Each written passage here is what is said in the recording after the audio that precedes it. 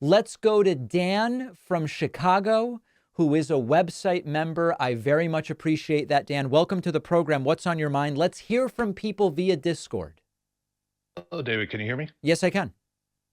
Awesome.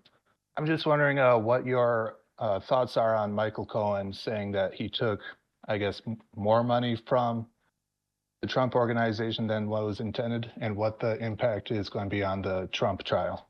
Yeah, if I understand correctly, correct me if I'm wrong, Dan. Basically, Michael Cohen admitted that he skimmed 30 grand. He did not, he took an extra 30 grand in reimbursement or didn't reimburse an extra 30 grand, something along those lines, right? Yeah, exactly. Kind of, he shorted paying out this other firm Right. um, the allocated money. Listen, it's dishonest, it's theft. And the question here with Trump on trial is, does the jury believe that the entire thing is not criminal because Michael Cohen skimmed 30 grand? I don't know the answer to that. On the one hand, Cohen has already been tried for his involvement in this whole thing. He was convicted. Now it's Trump. Cohen testified under oath.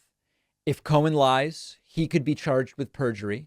Trump, while claiming outside of court that this is all nonsense, refused to testify and be put under oath, despite saying that he was going to.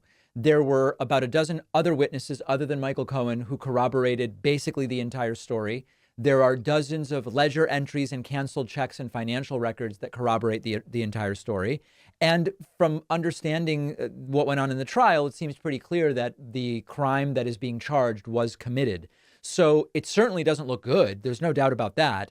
Whether a jury will say Trump's not guilty because Michael Cohen skimmed 30 grand, I just don't know.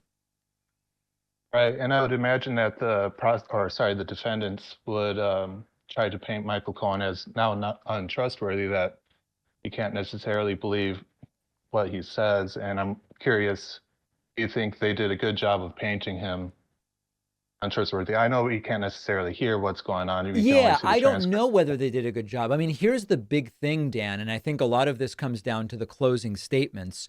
Can the prosecution articulate a vision of Trump's obvious criminality, regardless of Michael Cohen skimming 30 grand? Is there enough meat on the bone elsewhere that Michael Cohen skimming 30 grand will be preempted by the prosecution's closing statements? And then for the defense, it will be, given that they're not presenting any alternative explanation for what happened, is just attacking Michael Cohen going to be enough in the closing statement to convince the jury to vote not guilty? We'll know maybe as soon as next week.